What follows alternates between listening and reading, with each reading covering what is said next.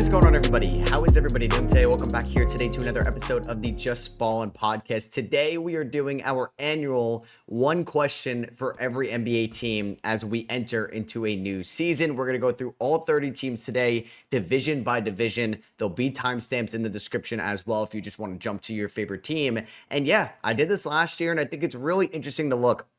Maybe the biggest talking point for these teams coming up, like the season starts on Tuesday. We're less than a week away from meaningful basketball games. As much as I loved watching Luke Kornet in the preseason, Josh Minot in the preseason, Kel'el Ware in the preseason, Brooks Barnhizer in the preseason, I'm excited to finally watch all these games actually matter for the rookies, the contenders, and the rebuilding teams as well. So let's hop into this. Like I said, there'll be timestamps in the description. We're going to start off with the Pacific Division. Then we're going to go to the Southeast, Southwest, Central, Northwest, and then finish up with the Atlantic Division. So we are going to start off with the LA Lakers. And my question for them, are you serious this year with LeBron James on your roster? The Lakers are projected to win 47.5 games this season. That is their preseason over-under. And this team didn't do as much as maybe you would have liked in the offseason. They picked up DeAndre Ayton when he was shockingly bought out by the Portland Trailblazers. They let go of Jordan Goodwin, who just had a good preseason game. They brought in Marcus Smart. They brought in Jake LaRavia. I still have question marks about this bench. I do. Can Hachimura? Well, we'll see if he restarts, but one of these guys take a step up. Gabe Vincent, Maxi Kleber in the mix, who the Lakers do like. I don't know, right? Like, is this always going to be a year where it's just like, all right, we got skinny Luka, first full year here. We're going to do everything to make Luka happy, and we're going to set up cap flexibility going forward to get guys that fit perfectly around Luka, because this is no longer LeBron's team. This is Luka's team. There was a lot of drama when LeBron opted into that $50 million player option. He's going to miss the start of the season with sciatica, an injury I never even heard of. And I don't know if the Lakers are going to be serious, right? Because when you talk about the contenders in the Western Conference, you're going to talk about the Thunder, you're going to talk about the Nuggets at the top, the Timberwolves, the Rockets are right there, and you may think the Lakers are kind of in that tier with those two teams. But will they trade away future first-round picks? Will they be okay parting ways with Adulta Connect or maybe an Austin Reeves this year to make a more aggressive push at a title before LeBron retires? Because I don't think this is going to be LeBron's last year. I do feel like he would do some type of farewell tour, and we had that whole drama with the Hennessy ad, and he kind of teased everybody there. I feel like next year could be LeBron's last year. I don't know if he wants another $50 million contract. I don't know if he would hit unrestricted free agency and sign with like a Cleveland or Miami or something like that before he retires. So would LeBron re-sign with the Lakers in a year from now? Would they even want LeBron to re-sign in a year from now? Or would they rather re-sign Reeves, who could be a free agent and make a lot of money next offseason, and look to add more role players around the Mavericks? The Lakers went to the 2024 finals with Kyrie Irving as his co-star. Austin Reeves is not Kyrie Irving, but maybe he can get to like close to that if Luka's playing at the top of his game.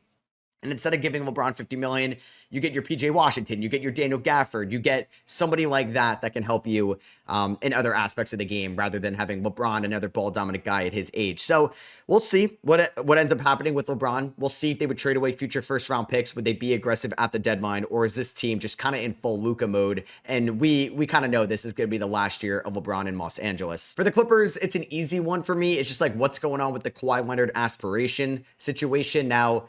Nobody's really pressuring the Clippers. At least I don't think any owners are, any general managers are. It's really just Pablo Torre who just keeps pressuring them with new information coming out. There's nothing like concrete that's just like 100% the Lakers are guilty. We can put a punishment on them for cap circumvention. This is going to be an ongoing scandal throughout the year, an investigation. The Clippers are hosting the All-Star game. I'm sure they would rather this figure out after the All-Star game, and that's what kind of has been reported, that they're going to figure out a punishment post All-Star break, and or if there even is going to be a punishment, right? They may say there's no evidence that can rule the Clippers guilty in all this. So maybe this is just going to be water under the bridge and we're going to move past this. But I think that's a question. And then if that's just kind of something you expected, I'm just going to think how all these old guys are going to work. What is Ty Lue going to go with this starting rotation? Because we know Zubac is starting. We know Harden is starting. We know Kawhi is starting. I'm going to assume Bradley Beal is starting as well, and then John Collins is probably going to start for this team. You're going to have Derrick Jones Jr. come off the bench, who's a really good bench player, if so. Chris Paul's coming off the bench. Chris Dunn's coming off the bench. Brook Lopez is coming off the bench. I like the Clippers roster next year. They won 50 games last year. They do get older, but they're going to be healthier, at least at the start of the year. I just think, like, yeah, what's going to go on with Kawhi Leonard? Will we get 60 games out of Kawhi Leonard as well this year? And are those 60 games going to show that Kawhi could still be one of the 20 best players in the league? I'm not asking you to be a top 10 player in the league anymore, Kawhi, but can you be a top 20 guy in the league? I think that's a big question for sure, because I'm not going to say this window is closing, because they do have a better draft pick situation than like Milwaukee does or Phoenix. And they are going to have max cap space in 2027. So I'm not going to say that this future gets scary, but this is a window with Harden, Kawhi at these ages. They have 2 years left on their deal. You bring in, like, Zubac is the only guy under control basically after 2027, outside of like Yannick Niederhauser, who just signed that 4-year contract. So this is the window. What's going on with Kawhi, and will we see this team healthy this season? For the Golden State Warriors, will Jonathan Kuminga get traded? Now, Kuminga's been a little bit more passive than years past in the preseason so far. He's delegating more, which is good. And I think he's not being a ball stopper, at least at the start of preseason. There's definitely those ball stopping moments, but I will say that Kuminga has made a nice pass or two, and maybe he's going to adapt to the Steve Kerr offense this year, something they've been wanting Kuminga to adapt to ever since they drafted him. And there's a reason why there was a stalemate this offseason with Kuminga and Golden State. Now, he signs basically on the deadline day before it. He signs a 1+1. It's essentially getting ripped up. I don't know what like that means in next offseason if he's on a different team. Maybe they just pick up his team option. Like, what's Kuminga going to do? Hold on. I don't know. It's weird. So he signs that 1+1. He's going to get $22.5 million this year, a very nice pay raise of what he was going to originally get, basically doubling his amount. But he does not become trade eligible till January. Now, it's weird though, because it kind of contradicts itself. Like, if you are going to trade away Jonathan Kuminga and you were okay trading him away, it's either he's playing really good, but then you question yourself, why would you want to trade him if he's playing really good? And if he's playing bad, why would any team want to trade him if he's playing bad, if they think that he could be going for less in the offseason or be a free agent in the offseason as well? So a team not only has to give up possibly valuable assets for Kuminga, they have to give him an extension in the offseason. Now, I think there's a couple teams that could make sense. There's a Chicago Vucevic matching salary. Why not, right? You're going to probably buy out Vucevic if you can't trade him. Do that.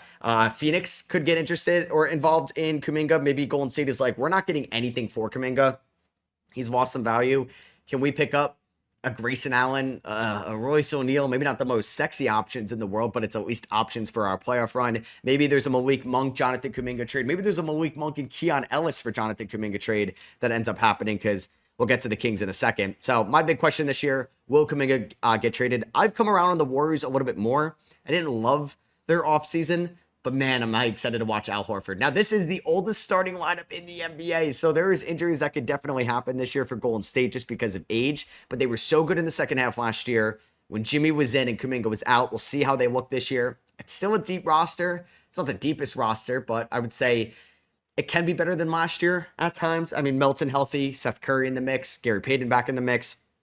And then I think Podziemski and Moody can be better this year as well. And Quentin Post, who's been a good shooter in preseason. So that's my big question with Golden State. Will Jonathan Kuminga actually get traded this year? And is it going to be a salary dump, or can you actually get a viable asset in return that can help you in 2026? For the Phoenix Suns, will Devin Booker be able to keep this team competitive this season? They're projected to lose around 50 games this season. Not great. And you could make an argument they're better from Kevin Durant. There could be some addition by subtraction. Rasheer Fleming's looked good in preseason. Kamal Maliwatch had a really nice game the other night as well in preseason against the Lakers, correct? I think so. Against the Lakers. And yeah, because Kobe Bryant did not shoot well in that game. Yeah, I worry about Jalen Green as a number 2, as I've had for the last couple years, and he's already hurt to start off the year. Devin Booker is the engine of this offense. He's like the Trae Young. He's like the Giannis Antetokounmpo. Like, his usage rate is going to be through the roof this season with no Kevin Durant, no Bradley Beal, and Jalen Green sideline to start off the year. The next best like shot creator on this team after it's Dylan Brooks while Jalen Green is out. This offense is going to be rough unless there's like a Jordan Goodwin or Jared Butler breakout season that I'm not expecting. I'm worried about this Suns offense. And that's why I do think they're going to lose more than 50 games this year, is because, God forbid, Devin Booker gets injured. I don't know if anybody's going to be able to step up. I'm not going to say Jalen Green will step up in any month outside the month of March. He got off to a fine start last year. I actually liked his defensive start in 2025. Tapered off a little bit throughout the year. The Suns are going to have a carousel of centers at center. Carousel of centers at the 5 spot. Like, it's Kuminga. Maui Watch is by far the most talented one, or will be, but I don't know if they're going to be comfortable with him day one. It might be Oso Ighodaro, it might be Mark Williams. I'm just worried, about this offense this year, and you're going to have to score in the Western Conference. I do think they'll be better defensively than they were last year. They just have to be. It's just a question will be the offense in 2026. And the last team in the Pacific Division, the Sacramento Kings. After we signed Russell Westbrook, what are we doing with all these guards? Now, I am so happy Russell Westbrook is on a team in 2026. It would have felt wrong if he wasn't after being a productive player in 2025. It was his best season in a few years, and I'm glad a team signed him, right? I'd rather a team that doesn't need him sign him than the opposite. But did Sacramento really need Russell Westbrook? They didn't really need to give $28 million of guaranteed money to Dennis Schroeder with a potential to get around $43, $44 million. They tried all offseason to move Malik Monk. They tried getting Kuminga for Malik Monk. They haven't extended Keegan Murray yet, and you're paying over $100 million to Sabonis, Zach LaVine, and DeMar DeRozan. There's too many guards on this roster, though. This team does not have good big man depth because it's Sabonis, who's great. You traded away Valanciunas for Saric, which is a downgrade in 2026. And then it's Maxime right now, Dylan Cardwell, Drew Eubanks. Not great whatsoever. Their forward depth, after DeRozan and Keegan Murray, it's Isaac Jones and maybe a stretched out Nick Clifford. I don't love that either. And they have so many guards. So you have Russ, who you just signed, who wants to play, and I'm sure they told him he will play. Malik Monk, who's a good scoring guard last year and has been in Sacramento. Zach LaVine is still in the mix. You just signed Dennis Schroeder. How about Devin Carter and Keon Ellis as well? Those are 6 guys for, I don't know how many minutes a night that you can really allocate those guys in there. And maybe Keon Ellis is one player there that you could stretch out. Like he's 6'5", 6'6". Maybe you could put him at the 3 because he is a good defender. I just feel like we're going to see one of those guys traded by December. And it's probably going to be Keon Ellis or Malik Monk, if I had to guess. And I think Keon Ellis will be a great playoff performer if he can get on a team. And I think Malik Monk could be a good scorer as well. Maybe that's a Houston team to involve the Fred VanVleet money, something like that. Because, there's just way too many guards in Sacramento, in my opinion. So, to recap the Pacific, for the Lakers, are you serious this year to try to win it all with LeBron? For the Clippers, what's just going on with Kawhi Leonard? Anything and everything. For the Warriors, will Jonathan Kuminga get traded? Suns, will Devin Booker be able to keep this team, more so this offense, competitive throughout the year? And for the Kings, after Russ, what are we doing with all the guards? So let's go to the Southeast Division now, and let's talk about the Charlotte Hornets. Can we get 60 games, more than 60 games, out of LaMelo Ball and Brandon Miller? These guys are still very young. They're both under the age of 26. Like, LaMelo Ball Brandon Miller is definitely under 25, but I'm just going to now double check LaMelo's age because, he's been in the league since 2020. And I feel like we just do not get a reliable year when the expectations are so high. So LaMelo is actually 24 years old. These guys are so young. They're younger than me. I would just like to see them be healthy together. Now, Miller played a lot in his rookie year, was banged up last year, so I'm not going to think that he's an injury-prone player. But LaMelo has played about 105 games over the last 3 years. That's not good whatsoever. And I think if this team, if they could play 60 games together, I think there's a chance this team could have a top 20 offense in the NBA, which, isn't great, but that's where you want to go if you're the Charlotte Hornets. Last year, their offensive rating was 29th in 2025, 28th in 2024, 30th in 2023, and then you have to go back to 2022 where they were the 9th ranked offensive team, where they went 43-39. They should never have fired James Borrego, in my opinion. And here we are. They peaked in 2022 with LaMelo Ball so far, and we haven't even gotten close. 27 wins, 21 wins, and 19 wins over the last few years. It didn't work out with Steve Clifford. Now you got Charles Lee into the mix as well. I think they can get a top 20 offense again for the first time since 2022 if those guys could stay healthy. And that's how far they can go. I think the Hornets are going to score a ton of points this year. I don't know if they're going to go over their 27.5 win total projection just because they're not going to be a good defensive team. But my question is, can we just get 60 plus games out of that duo? That is an exciting young duo in this league. It's one of the better young duos. For the Atlanta Hawks, can we see Trae Young actually elevate this team into a new tier? This is the best team. Like, you can make an argument. It's the best team Trae Young has had in his career. Better than that 2021 team with good options in the front court with Jalen Johnson, Kristaps Porzingis, Onyeka Okongwu, Asa Newell, Mohamed Gay. They've invested into this front court. They have great perimeter players. Aforementioned Jalen Johnson, Zachary Sachet, Nickeil Alexander-Walker, Dyson Daniels. Heck, I even like the pickup of Caleb Houston this offseason as well. And Vic Krejci is one of the more underrated players in the league. Luke Kennard is going to be a good backup point guard for this team. They have a good coach in Quinn Snyder, but can we see Trae Young take them into a new tier, right? He's somebody that's playing for a new contract. Trae Young is going to be a free agent in 2026 as of now. And last year, they go 40-42. Jalen Johnson missed a ton of time, but Trae Young played 76 games. And when you're watching those Hawks games, nobody else is really creating their own shot outside of a little bit of Dyson Daniels last year when Jalen Johnson was sidelined. So this year, Trae should be able to delegate more. He should be able to trust his teammates a little bit more, and they should be able to run in transition. I'm also looking at Trae Young's start of the year because sometimes in the first 15 or so games, Trae Young has had really poor starts with his efficiency. Another thing I'm keeping an eye on as well, because the Hawks, they could be in the NBA Finals. It's a weaker conference. It's a team that added a ton this offseason, but they need to stay healthy. They need to improve defensively, and more so Trae Young and Okongwu. And this team can go another round or two further than they've done in the past. We'll just see if Trae Young can take them there. For the Orlando Magic, my question is actually, how is the floor spacing going to work? So I'm watching Caleb Houston shoot well for Atlanta. I'm watching KCP shoot well for Memphis. I wonder how this is going to look for Orlando this year. I still can't believe they have not had a top 20 offense since 2012. It's a mind-blowing stat when that surfaced this offseason. Last year, 27th ranked offensive team for a team that was second ranked defensively. I love the Desmond Bane edition. Everybody loves the Desmond Bane edition. He's going to fit in like a glove. I'm so excited to watch Jalen Suggs back on that floor. But man, this team was one of the worst three-point shooting teams in the 21st century last year. Franz Wagner and Paolo Banchero are both still incredibly young. Both are 24 and younger, and there's maybe not another 24 younger duo I would take. Maybe whatever's going on in San Antonio, but that's about it. Because 24, like Shea's not 24 anymore. Franz Wagner shot 29% from three last year.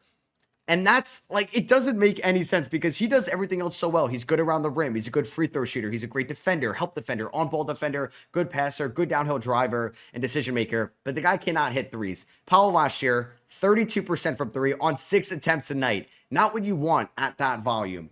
I want to see the floor spacing to come together, and I think it comes on the guys that are getting max contracts in Paolo Banchero and Franz Wagner. Because if they could just get a little bit better with their volume and three-point shooting, this is a top 15 and maybe a top 10 offense in the league, and I want to see that happen in 2026. For the Miami Heat, will we see a Tyler Hero Andrew Wiggins extension? Now, those can happen any day now. Both of those guys are extension eligible for their next contracts, but I do find it interesting that neither of those have happened yet. We know that Pat Riley and that front office likes to extend their guys a year or so early. Now, I think there is a deadline on when these could end up happening. It might be Halloween. Don't quote me on that.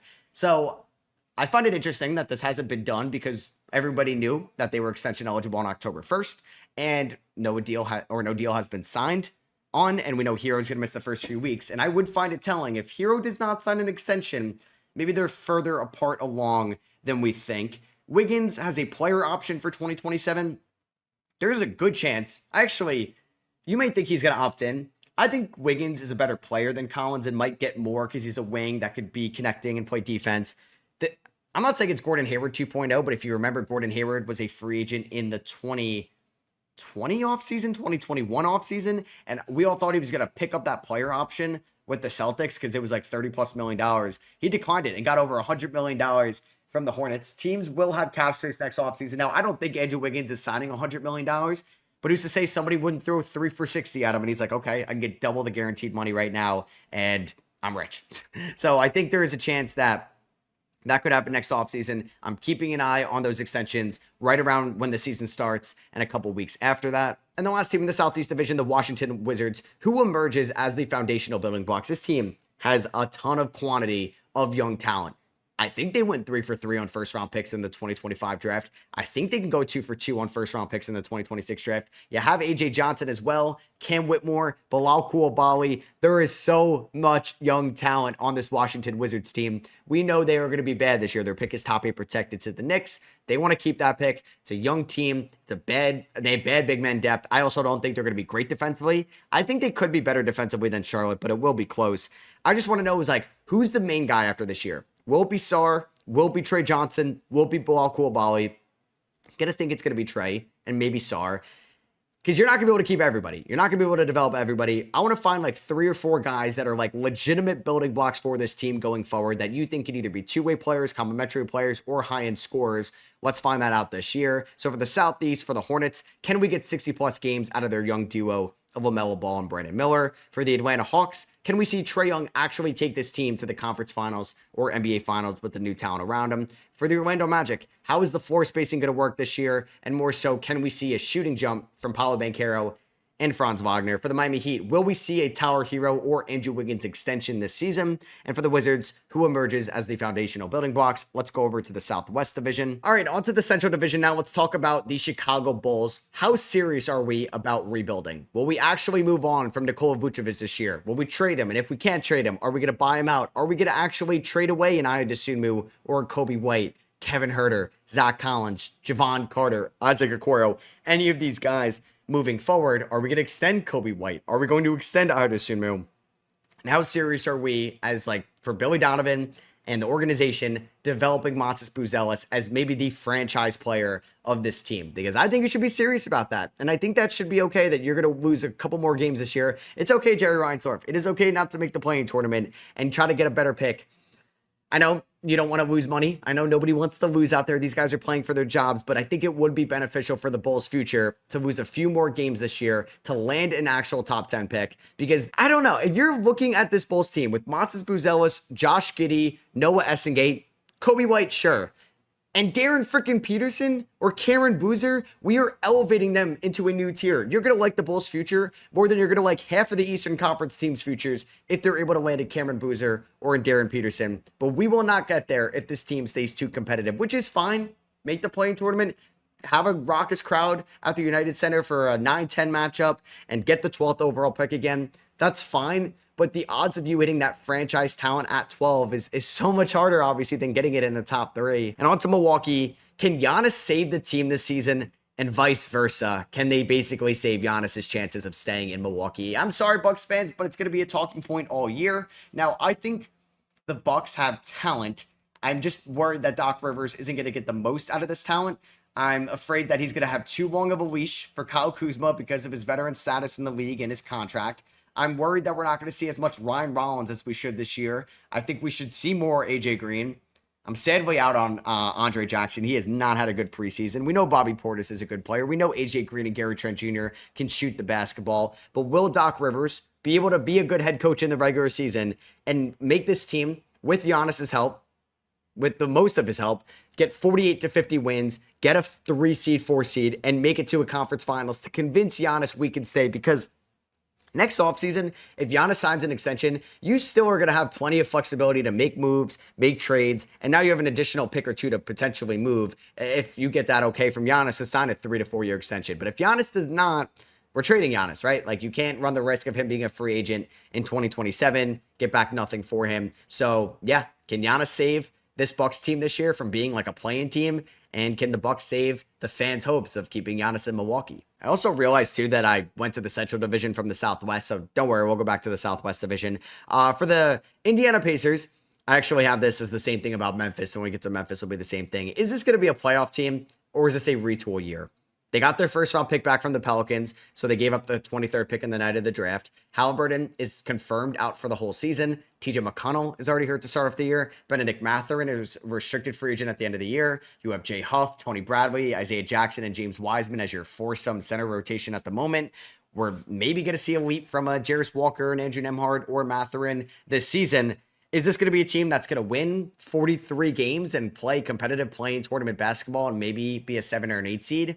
Or are they going to maybe sell at the deadline? Would they trade away a Mathurin? Would they trade away a McConnell? Would they trade away a Pascal Siakam at the trade? I don't know, right? Like, we're trying to figure out if this is going to be a serious team this season, or they're going to end the season 30-52, and they're bringing in the 9th overall pick to returning Tyrese Halliburton in 2026. For Detroit, was 2025 a fluke, or can this team take a next step? Because I think if Detroit ends up as a 5 or 6 seed, like in that range again, and they lose in round 1, I think their fans will be disappointed. I think the players will be disappointed. They made it to 6 against the New York Knicks last year, a team that went to the conference finals, and it was a competitive 6 games. Like, Detroit, like some of those games, like Cat doesn't go nuclear. And what was it, game 3, game 4? That series is completely different. And maybe Detroit's pulling off an upset. And the Knicks made massive trades this offseason, but that didn't happen. So can this team take a leap with a returning Ivy? Schroeder, Beasley, as of now, are gone, and Tim Hardaway Jr., but you're bringing in Karis LeVert, Duncan Robinson, and Jaden Ivey's going to be healthy to start off the year. I don't think we're going to see an Ivy extension, so could he get traded this year? Is that how they're going to look to improve this team? Will Sarr or Holland, Ivy, Duren take a leap, or they're going to just maybe kind of be what they are right now? And will Cade Cunningham take a leap? Because Cade could be a top 5 player one day. Could he be an All-NBA second team guy this year? Can he maybe flirt with a scoring title this year? I think those are possibilities, especially if Cade starts to get that star whistle throughout the night. So I want to know if this team can take a next step this year. Will they be aggressive? Could they trade for Lauri Markkanen? Could they trade for just a secondary ball handler? We'll see. And then for the Cavs, can they actually make it to the conference finals? Donovan Mitchell has never made it to the conference finals in his career, and he's been on some damn good teams. This team maybe would have traded a Garland or an Allen this offseason, but they saw Tatum tear his Achilles. They saw Halliburton tear his Achilles, and they won 64 games last year. KD didn't get traded to the Eastern Conference. They're like, we can actually go back to back as a 1 seed. And yeah, we like our chances against the Knicks, the Magic, the Hawks. We maybe liked our chances last year against the Pacers if Hunter, Mobley, and Garland weren't banged up. Now, Strus and Garland are banged up to start off the year. I like their additions this offseason. It stinks Ty Jerome's in Memphis, but you bring in Lonzo. I like what I've seen out of Craig Porter Jr. and Tyrese Proctor in preseason. I like Larry Nance Jr. willingness to just be a solid post defender, and he could space the floor a little bit. Maybe Jalen Tyson breaks out as like an elite bench defender for you. Can they make it to the conference finals? It's conference finals or bust for Cleveland. So yeah, we'll go to the Southwest Division now to recap for the Central. Bulls, how serious are we about rebuilding? Bucks, can Giannis save this team and vice versa? Pacers, is this going to be a retool year or a playoff team? Pistons, was 2025 a fluke, or can this team take the next step? And for the Cavs, can they finally make it to the Eastern Conference Finals? So for the Mavericks, my biggest question is, I mean, there's so many questions for the Mavericks. I decided on what will Cooper Flagg look like on day 1? What is he going to look like game 41 at the midseason mark? And what is he going to look like at game 82? Because right away, he may be asked to take over point guard duties. Is he going to be asked to be the second leading scorer until Kyrie Irving comes back? It's a possibility, and he's going to be 18 years old on opening night. And what is the progression going to look like for somebody that has very high expectations in his rookie year through the first 40 games and the next 40 games? And are we looking at Cooper Flagg going into year number 2 as we did with like Apollo Banchero and Anthony Edwards, LaMelo Ball, and some of those guys? Wemby, I feel like, is still in his own tier. So I think all eyes are on Cooper Flagg this year, and he's going to answer a lot of questions for us. For the San Antonio Spurs, how do we see the minutes allocation for Fox, Harper, and Castle all look like this season? Are we ever going to see some 3-guard lineups? Because what I've seen from Dylan Harper in the preseason, I'd like to see him play more than 25 minutes per game this year. I mean, he's in a great developmental spot for sure. He's not going to have to do too much in his rookie season. Castle's coming off being the best rookie last year, and De'Aaron Fox is coming off a nice contract extension. Fox may miss like the start of the year. We'll see. But I do wonder how these minutes are going to look like with the Spurs this year, who have some maybe floor spacing question marks around Wemby. Will we see like Cornette and Wemby out there at the same time? And I just want to know, like, if Harper is just shooting the ball better than Castle, will they ever start Dylan Harper this year and have Castle come off on the second unit? Will they stretch out Stephon Castle to be a small forward? But then how do you worry about your 3-point shooting of this team? Will we see a lineup with like Wemby out there and Vassell, Fox, Castle, and Harper? Maybe lacks a little bit of size. Maybe we see a lineup with the 3 guards and then Cornette and Wemby as like the rim protectors. Because I like Harper, Castle, and Fox's defense. Now, if it's those, I don't know, because you could throw Castle on like a Franz Wagner or somebody like that. Not many people can guard Kevin Durant, but maybe you throw out Luke Cornette or Wemby on one of those guys. We'll see. I would like to see a lot of Dylan Harper this year, and I think that's where my question comes down to. And he has to go through Fox and Castle. For the Rockets, who steps up in the absence of Fred VanVleet? Fred VanVleet is going to be a massive blow for the Rockets this year. They've experimented with some very fun lineups in preseason. We saw a giant lineup the other night against the Pelicans in preseason with like KD out there, Amen Thompson, Şengün, Steven Adams, and Jabari Smith Jr. Like, what? Those are like the monsters out there at the same time. Is the person that's going to step up Amen Thompson as like a lead point guard and maybe a new role for him? Is it going to be Reed Shepherd in year number 2 after being the 3rd overall pick? Those are my questions. Or is it going to be an external addition? Is it going to be like a CJ McCollum? Is it going to be a Colin Sexton this year to replace Fred VanVleet? For the Pelicans, they have so much talent. Like, it is one of the more talented teams in the Western Conference. But how does it all gel together? That was my question with them last year. And yeah, Brandon Ingram isn't here anymore. Yes, CJ McCollum isn't here anymore, but you have Derek Queen, Jeremiah Fears, Kevon Mooney, Sadiq Bey, Jordan Poole. And now we have Zion healthy. We have Trey Murphy healthy. We have Herb Jones healthy as well. This team is talented, man. It really is. But will Willie Green, be able to put it all together? Will they be able to have the right lineup iterations out there? And will they be able to play good enough defense? And also, it just kind of comes down to health. I do think they have enough talent to go above 500 this year, but just how does it all gel together? That's my big question for them. And then for Memphis, same thing as Indiana. Is this a playoff team or is this a retool year? Because they're looking at the Western Conference. They're not going to beat Denver. They're not going to beat OKC. They might not even beat 4 other teams in the Western Conference, 6 other teams in the Western Conference. Does the front office go to ownership and be like, we are going to be okay getting a top 12 pick this year because we also think Phoenix is going to get a top 10 pick this year, and we own their draft rights. So now Memphis could have two lottery picks with Ja, Triple J, and basically everybody under contract going into the 2027 season with more flexibility, maybe a trade or two, and another year with Tomas Asalo coaching Triple J and John Morant. Because I'm worried about the big man injuries to start off the year. That's why I've been bearish of their win total. Or Memphis just says, you know what? We traded away Desmond Bane, but we replaced him in the aggregate with Ty Jerome, Cedric Howard, and KCP. We can get an internal leap from a GG Jackson or a Jalen Wells. And John Morant was playing at an MVP level down the stretch from last year. So question like that for Memphis. Dallas, my question was, what will Cooper Flagg look like on day 1, game 41, game 82? For the Spurs, how do we see the 3 guards of Fox, Harper, and Castle minutes look like throughout the year? For the Rockets, 2 steps up in the absence of Fred VanVleet. For the Pelicans, they have so much talent, but how does it all gel together? And for the Grizzlies, is this a playoff team or a retool year? Let's go to the Northwest, we'll go to the Northwest Division. So for the Timberwolves, can Ant become a bona fide top 5 player in this league?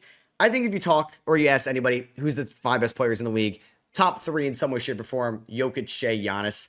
Most people are going to say Luka 4 as of now. And then you have Tatum and Embiid, like with health, right? Then they're in the conversation. Probably more so Tatum now. Wemby's knocking on the door. Ant's knocking on the door. Can Ant win a scoring title this year? Can Ant bring Minnesota to a top 2 seed in the Western Conference? Can Ant bring Minnesota to the NBA Finals after losing in the conference finals the last 2 years? That's my big question with Minnesota. Can Ant take the leap this year? Because they didn't really add any scorers this offseason. I don't think Terrence Shannon Jr. is going to be like a big scoring ad from last year. No more than what Noah was doing. I don't know if we're going to see an offensive leap from a DiVincenzo, a Reed, a McDaniels, or a Randall. We kind of know what they are at this point in their careers. So can Ant go up a notch? For Denver, basically, well, these new additions of Deron Holmes, Bruce Brown, Tim Hardaway Jr., Jonas Valanciunas, right? That's all of them. And Cam Johnson, right? Yeah, Cam Johnson. Will these new additions dethrone OKC? That's the team they have their eyes set on and their target this year. Oklahoma City, the team that eliminated them last year.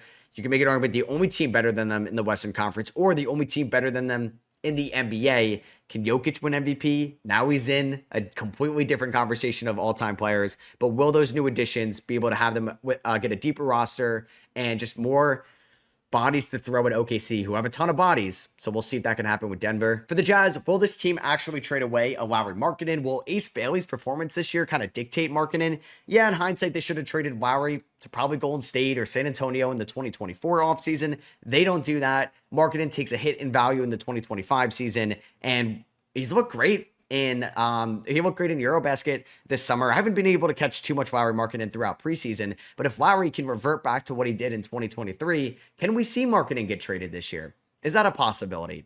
I think it is. It's a large salary. I would definitely want to get off of it if I was Utah, but they need Markkanen to step up through the first 8 weeks of the season, and then they can maybe dangle him as the best trade asset at the deadline. I mean, nobody thought we were going to see Luka get traded last year or Anthony Davis, but Jimmy Butler was traded last year. De'Aaron Fox was traded last year, and that kind of came alive in early January, where Shams reported that he was not going to sign an extension with them, and they're like, oh, no, that got done quick. So could that happen with Markkanen this year? We'll see. For OKC, is 70 wins a possibility? The last 70-win team, obviously the 2016 Golden State Warriors, they went 73-9.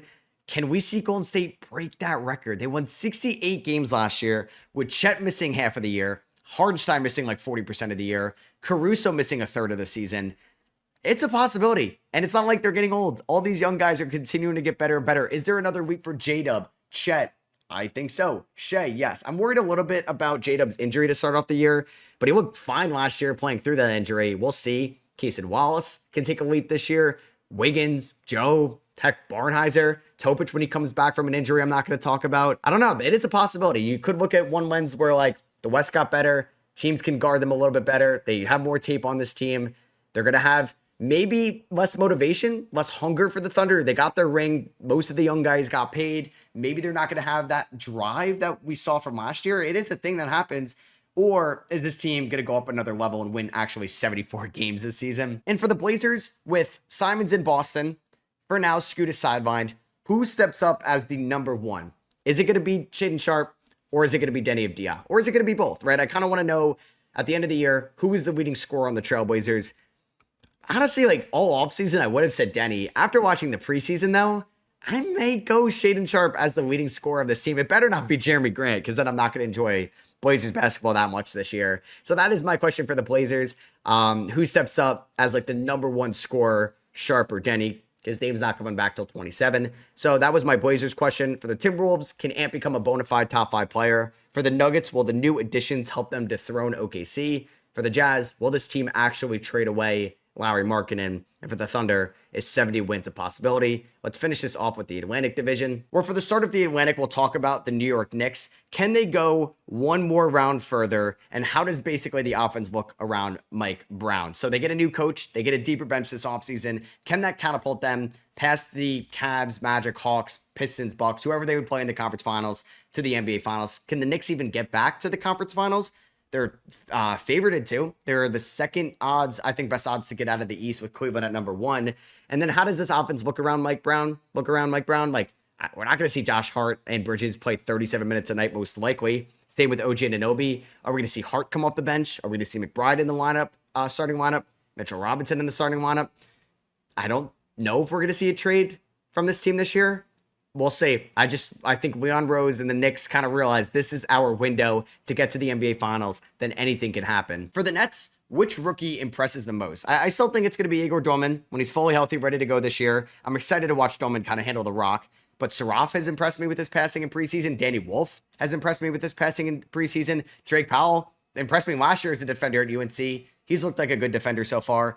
Traore's probably been like the worst defender in a small sample size of preseason. He could be fine as well this year. There's going to be a lot of ups and downs, probably more downs than ups this year for the Nets. I just am wondering who impresses me the most out of all these rookies. We better see a decent amount from these rookies this season. We're going to see a lot of Cam Thomas, Michael Porter Jr., Nick Claxton, but we got to see what the young guys can do, because the Nets have their first round pick in 26. They don't have the outright first and 27. It's a swap worse with Houston. So we'll see what ends up happening. For the Celtics, it's the same as Memphis, it's the same as Indiana. Will this team make the playoffs or be competitive? Or is this going to be a retool year until Jason Tatum is fully healthy, until they have an offseason to kind of respond to the departures of Kornet, of Drew Holiday, Kristaps Porzingis, and Al Horford this offseason for massive losses to this core? Will they trade away Anthony Simons? Will one of the big men emerge as a top guy? Can Josh Minot be a good role player for this team? Will Peyton Pritchard, Jaylen Brown, White have to step up with an increase in workload this year on the offensive end? Will Jason Tatum come back this year? A lot of question marks in Boston. For the Sixers, it's kind of lame, it's kind of chalky, but how healthy will this team be? Because this team could be a top 6 seed in the East if McCain can stay healthy, Embiid can stay healthy, Paul George can stay healthy, Maxey, Grimes, VJ Edgecombe, you name it. But all these guys have had injuries in their career. A lot of these guys were banged up last year. Edgecombe is currently nursing a hip injury. Their health is going to be as far as they can go this year. If they can stay healthy, they can be a top 6 seed. And to wrap things out here for the Atlantic Division and for this episode, for Toronto, can they make the playoffs with how expensive their roster is? How is this offense going to even look with Brandon Ingram now as the number 1, with Scotty Barnes having a weird preseason as a number 2? Is the floor spacing going to be a problem this year with Pirtle, Barrett out there at the same time with Scotty Barnes? I think those are all question marks for Toronto. I think they have like a 2 or 3 for 1 trade in them. They have a lot of quantity on this team.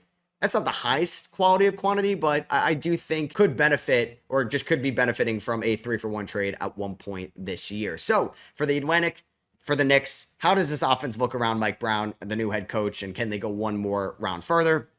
For the Nets, which of their 5 first-round picks impresses us the most? Celtics, same as Memphis and Indy. Is this a playoff team or is this a retool year? For Philadelphia, how healthy will this team be? And for Toronto, can they make the playoffs with their expensive roster? I hope you guys did enjoy this episode of the Just Ballin' podcast. If you did, I would really appreciate you leaving a thumbs up on YouTube. And if you're listening on Apple Podcasts and Spotify, would really appreciate a rating and review to help the podcast grow over there as well. Really excited for the NBA season to start. It is right around the corner. And I'll catch you guys in the next one. Peace.